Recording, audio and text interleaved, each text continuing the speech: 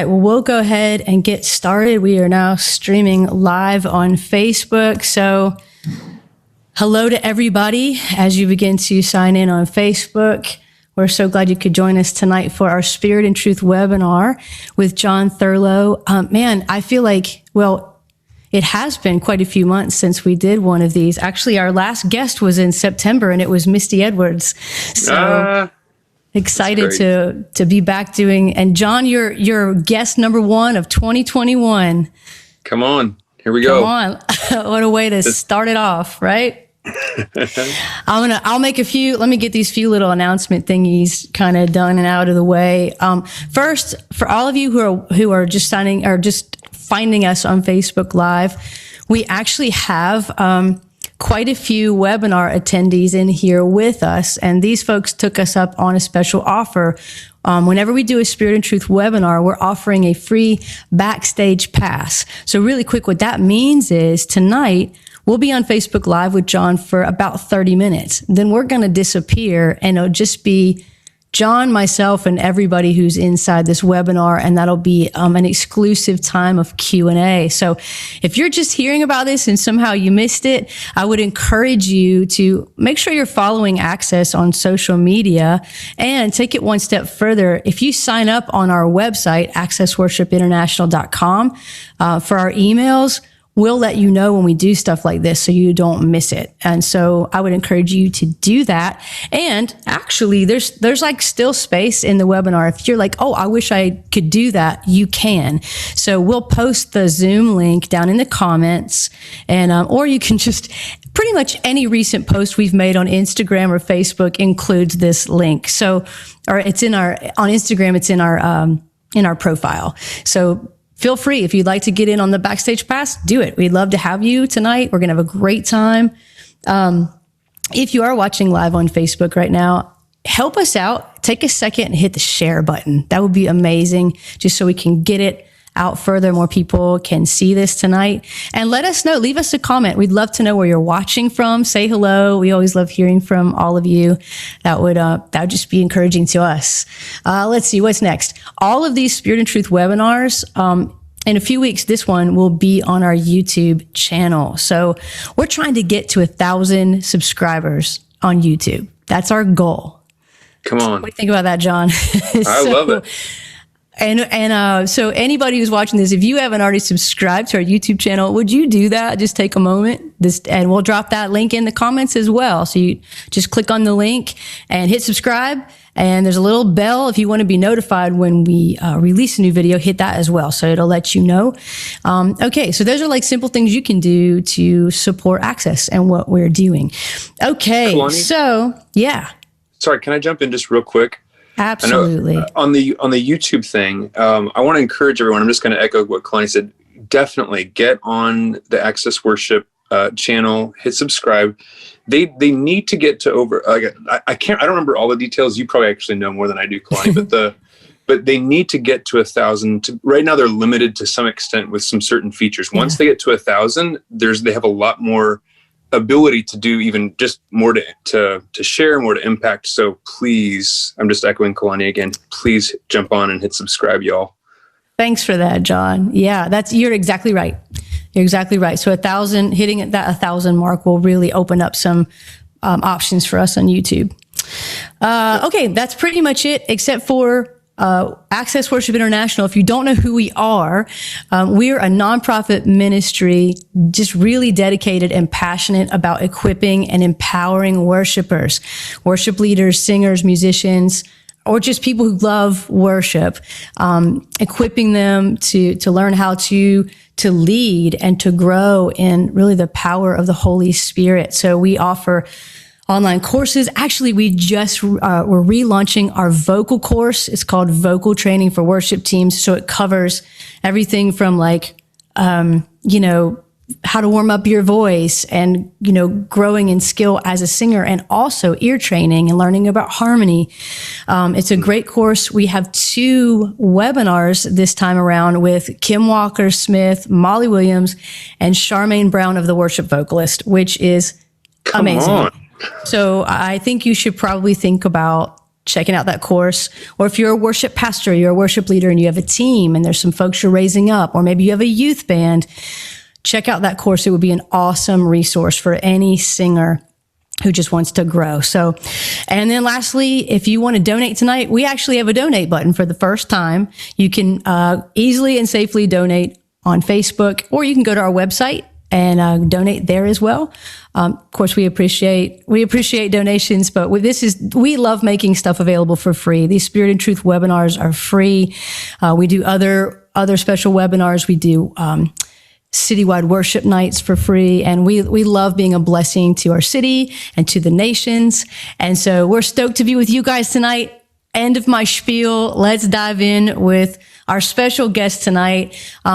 Jon, thank you so much. Guys, this is Jon Thurlow. I think most of you know who he is. You might know him from, gosh, what was it, 15 years that you were on staff at IHOP Kansas City? 15 years. Wow. He's an amazing worship leader, songwriter. I personally not only love his songs, but I love his heart, his devotion to the Lord. It really shows in the way he leads worship and what he writes. So we're excited to hear from you tonight, Jon. And why don't we just start with, just going to give you a moment if you want to share a little bit about kind of your background for those of us who don't know much about you, like maybe a little bit about how you got started in worship, or, that sort of thing. Sure. Yeah. I, grew up like in the, I'd say a pretty typical, evangelical Christian world, as far as family and community and church. And my view of worship was fairly, I'd just say limited. I kind of, if I'm very honest, I looked at worship like a stepping stone. I was very into music and wanted to do music for a career. I just kind of thought in my head, if you're not really good enough to make it in Nashville or New York or LA, you settle for worship. It's so embarrassing to say that now, because it's like, oh my gosh, it's totally the opposite. But that was my grid. And then, when I was 17 years old, I ended up in a small group at a massive church in Colorado, but I ended up at a small group in the late 90s. And, everyone in that group kept referring to the Lord in terms of friendship. And I was like, what's the deal with this friendship dynamic with the Lord? Like it Wow. Totally, it flipped my view of God on its head. And it was just like, when that started to happen for me, just as a believer, it totally changed my grid for worship. Instead of worship being a stepping stone, it became like, okay, if life really is about connecting with Jesus and sharing that with others, there's nothing better that I could do with music than use music as like an on-ramp, as a gateway to connecting with the Lord's heart. So that's when it a bunch of things clicked. And ended up going to college, studied music. I still graduated with a primarily classical music degree, with some pastoral ministry classes kind of tagged along into that. The technical name of my degree it's called a Bachelor of Sacred Music. Yes. Come on. I've heard of that one. Yes. So anyways, but even all the classical training, I have zero regret. None of it was a waste. I use it all the time. We're not using written music, but as far as a lot of the tools and the technique, I use that. Again, I use it all the time. Zero regrets for the training. I'm a big fan of the training. Yeah. So that's a little bit of an overview, Kalani, as far as my background. I guess I'll fast forward a little bit. Started leading worship in high school and then in college chapels a little bit, and then really, graduating college, spent a year at a small church in Pennsylvania, like rural Pennsylvania, and then landed in IHOP, House of Prayer in Kansas City, and that was a big shift. IHOP is a very I mean, it's like, even, I mean, and you got to remember too, this was 2004. So the whole prayer movement thing was very new, the house of prayer idea.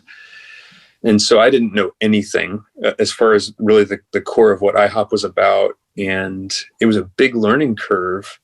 And, you know, the Lord really used the music component to kind of hook me. Cause I, you know, again, being super honest, I didn't care too much about prayer.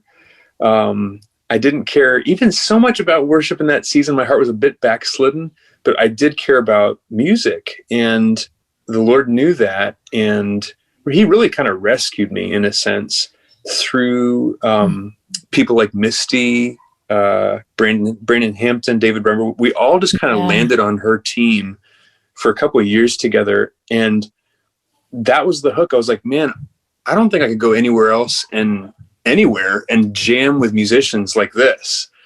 And so, and the Lord's like, you know, cool, John, like, we'll do the music thing. But that was just a little teaser to get me to buy into the bigger reality, 24/7 worship, 24/7 prayer. Sure. And, you know, long after those days had faded, you know, I was doing the worship and prayer thing, not just because of the music, but it was like, no, I believe in this.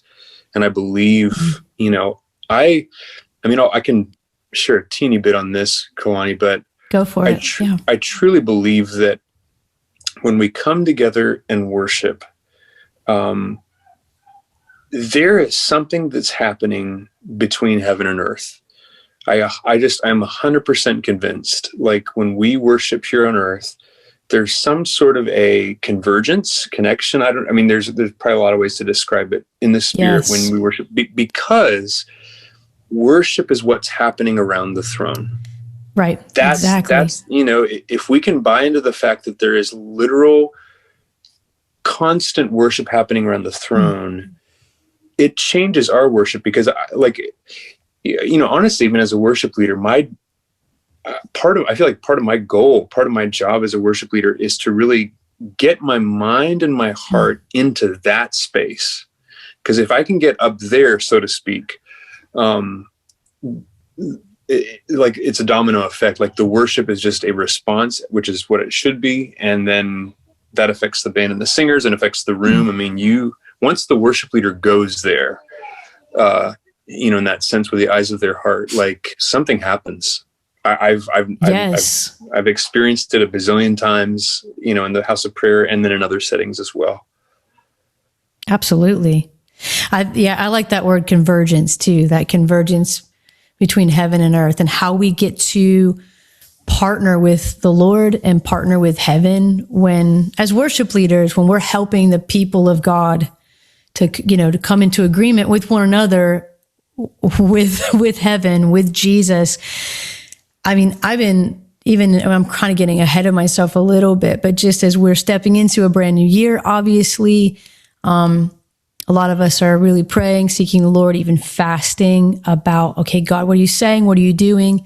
How do you want us to partner with you right now? And, you know, one of the things that's just so on my heart is, especially as it relates to worship leaders, certainly for the whole body of Christ, but I think we're going to be, we need to, and I think we're going to be stepping into maybe a greater level of awareness of that convergence that you're talking about. If we can corporately lay hold of that and understand that corporate praise and worship isn't just about us or us getting our needs met or even us having an individual encounter with the Lord. I mean, those things are all great, but that's just one facet of it. You know, I feel like there's a place for us learning, and you do this at IHOP all the time, like learning how to step into that prophetic realm and begin to declare, begin to proclaim, and help the whole room proclaim from heaven's perspective into the earth, you know? Amen. Yeah. Yep. Totally. So let me ask, you know, speaking of all of that, let me ask you, just, are there things the Lord has been speaking to you or putting on your heart for this year, for 2021? Yeah, I'm glad you asked. I feel like it's a season to go back to the basics, and there's an invitation to go back to the basics. 2020 was a big jolt on a bunch of different levels in a bunch of different ways. And, when something like that happens, I think it's the kindness of God to us, to the church, to remind us where our anchor is, and for that foundation to be strengthened. And that really, that takes us back to the basics. It takes us back to the basic spiritual disciplines. It's the word, it's prayer, it's fasting, it's silence and solitude. There's just, I feel that personally, like it's like there's an invitation to do the I guess what Revelation 1 and 2 would call the first things. It's like let's go to the first things. The priorities. Right. Yeah. When you just said back to the basics, I literally have those words written down on my piece of paper here. Okay, because I was awesome. like, well, what is the Lord saying to me? And I wrote down back to basics. Wow. Okay. Well, there you go.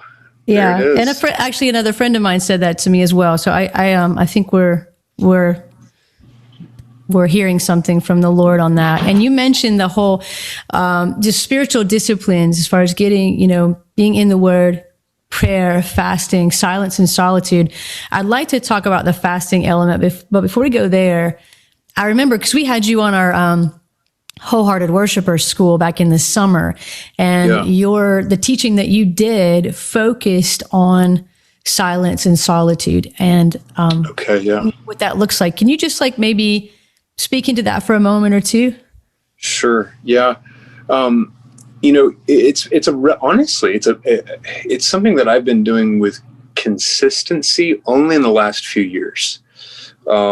It comes out of, the monastic traditions. But it's a very biblical idea. There's plenty of passages in the scripture that talk about silence before the Lord, passages that use that phrase like waiting on the Lord. And so, there's my brain's going a few different directions all at once, but the basic idea, I'm just sharing my thoughts, my opinion with behind the silence and solitude is this. Think about this. God is always present to us. Always, like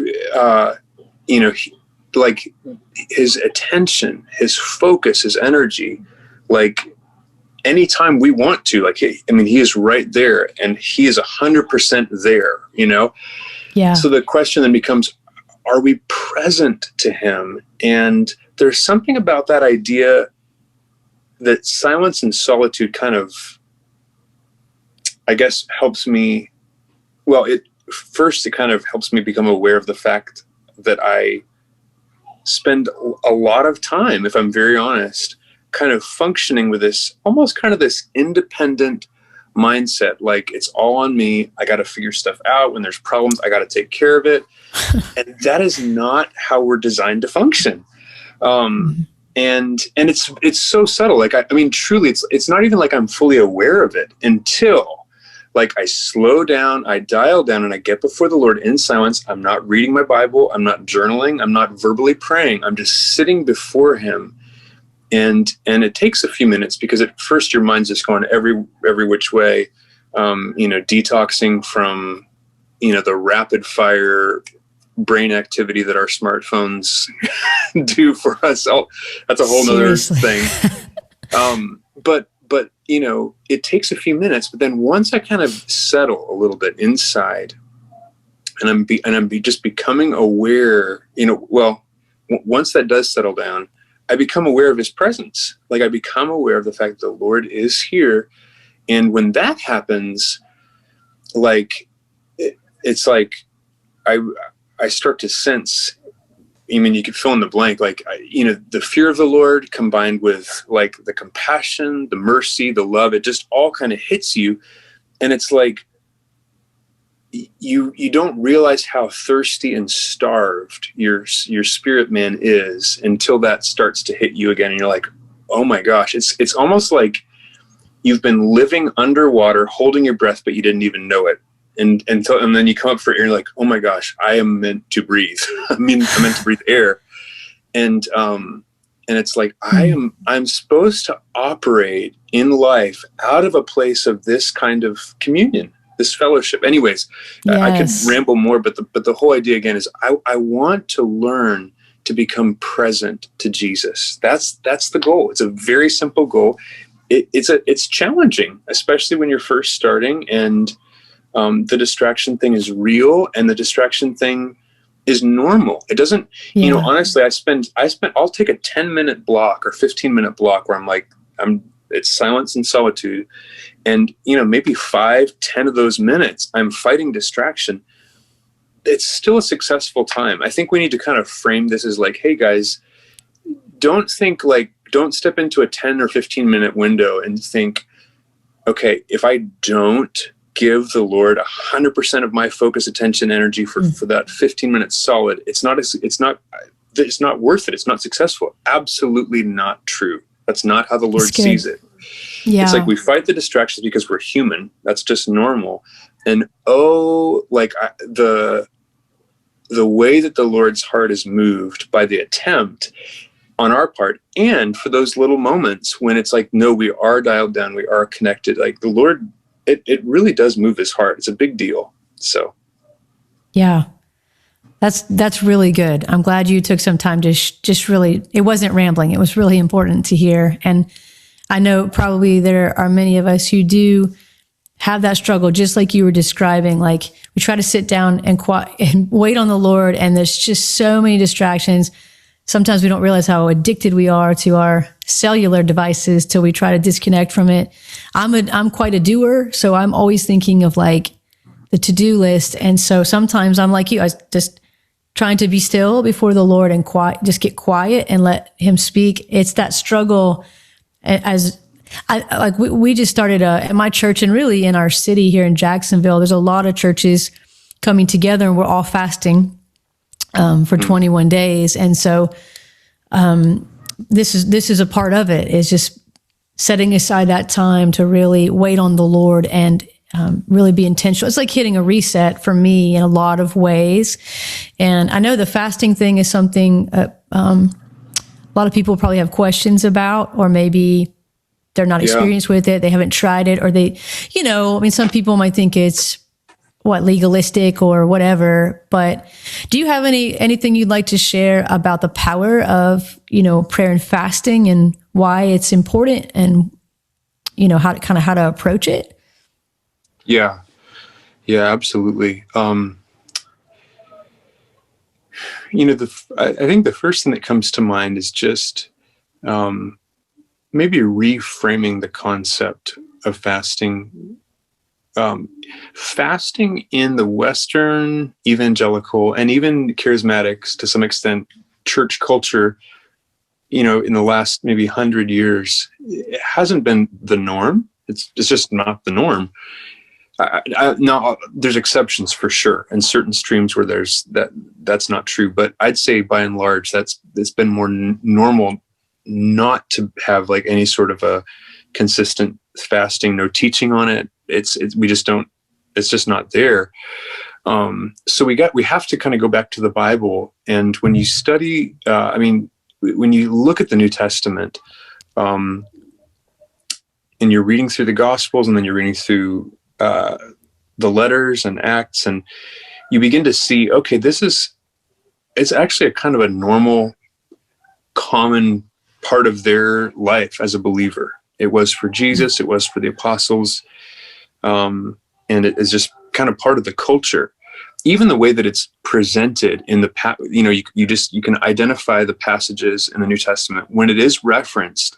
It's referenced very casually, and that's the point. It's like they're not making a big point out of it because it's normal. Like, this is what we do, So anyways, I think that's important, because then then you have like, I think just some, again, it removes the idea of like, am I being legalistic? No, you're being biblical New Testament believer. It's a good thing. It can get legalistic, like anything.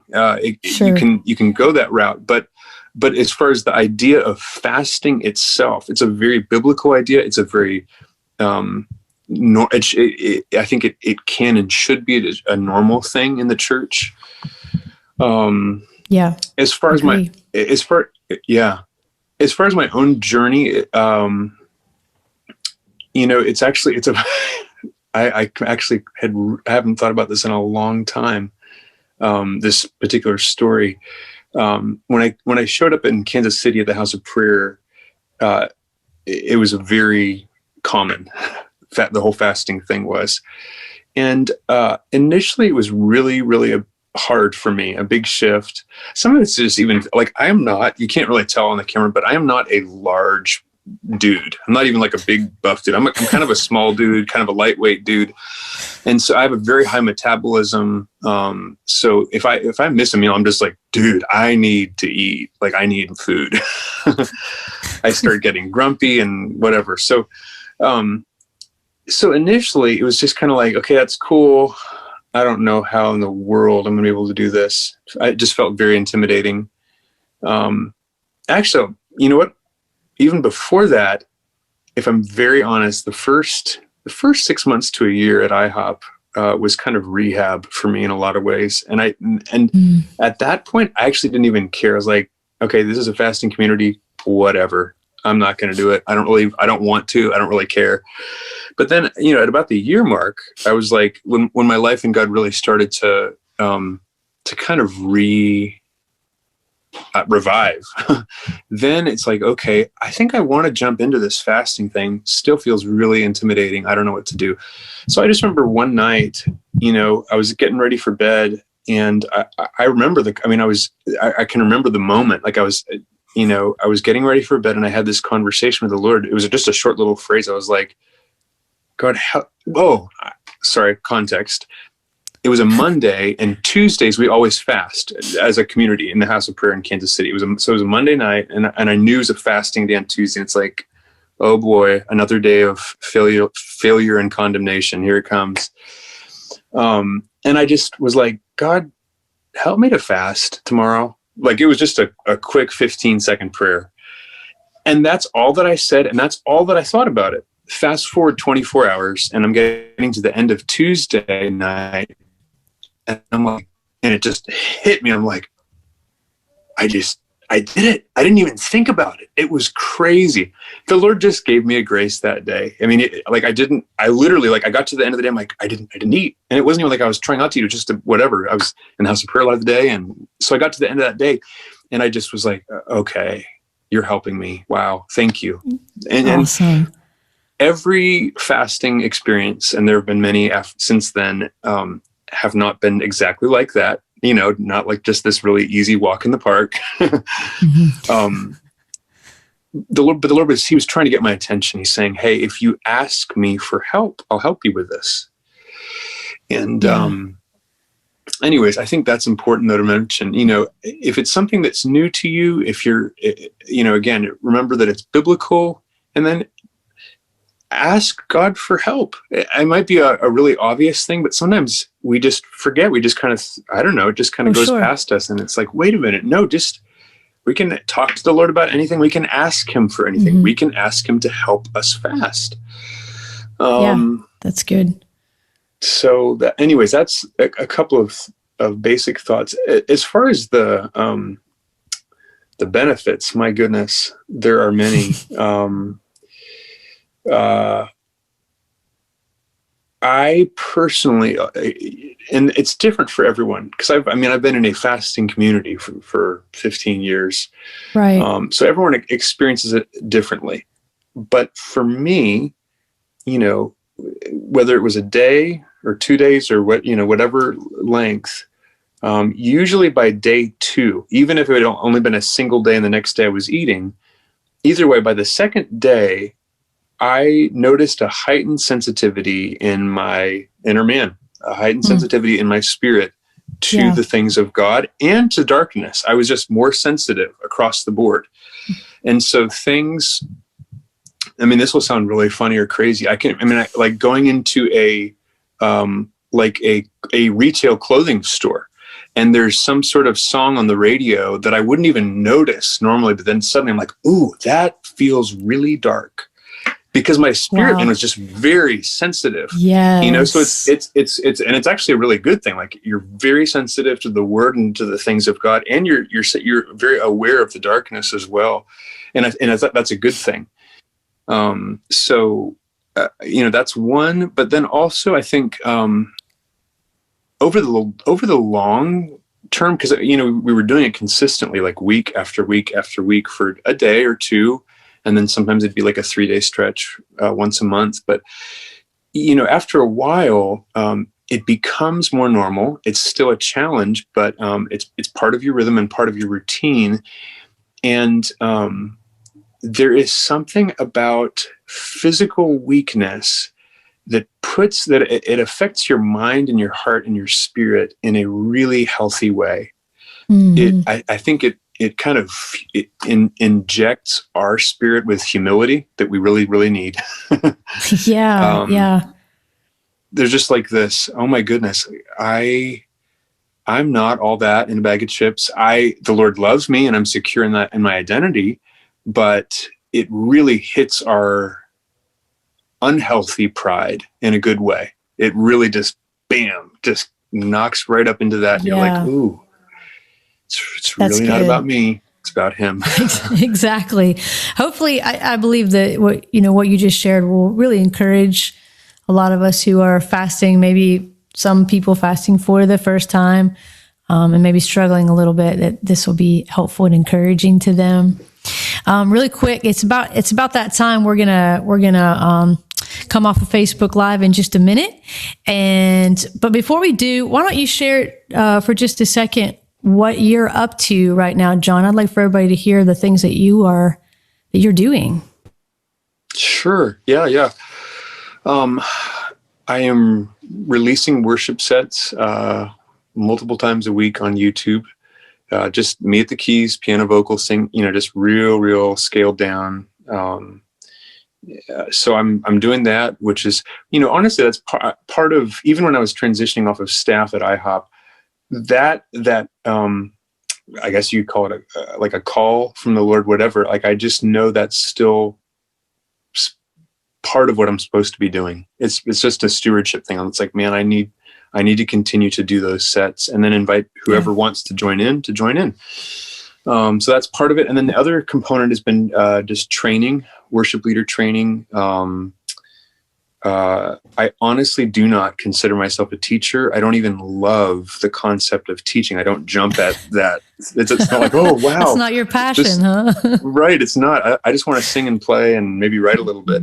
But the Lord really began to remind me that he invested a lot in me, 15 years in a prayer room, and things that I've learned over the years, the hard way and easier ways.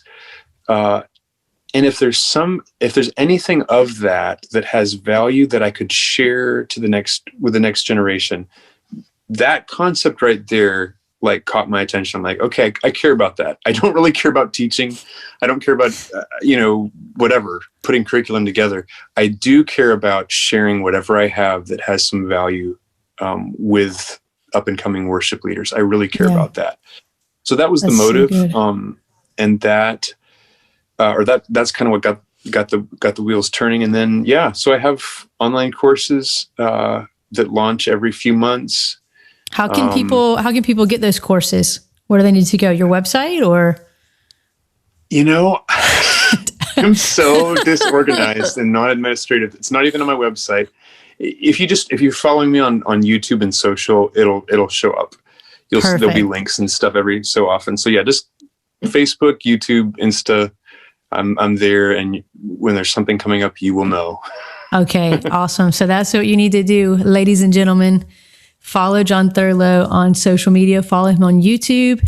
And I personally am really glad, even though that teaching's not your like passion and your thing, that you're willing to do that, because you do have so much to share and so much to give. And there are many, many worship leaders and just people in the kingdom who will benefit from that. So, all right, guys, we're going to come off of Facebook Live now and just have an exclusive time with our webinar guests.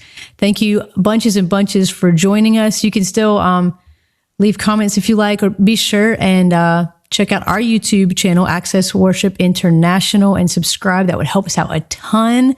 We love you. We bless you. And we will see you next time. Good night, everybody. Oh, if you're in the webinar, stay in. All right. Good night, everybody.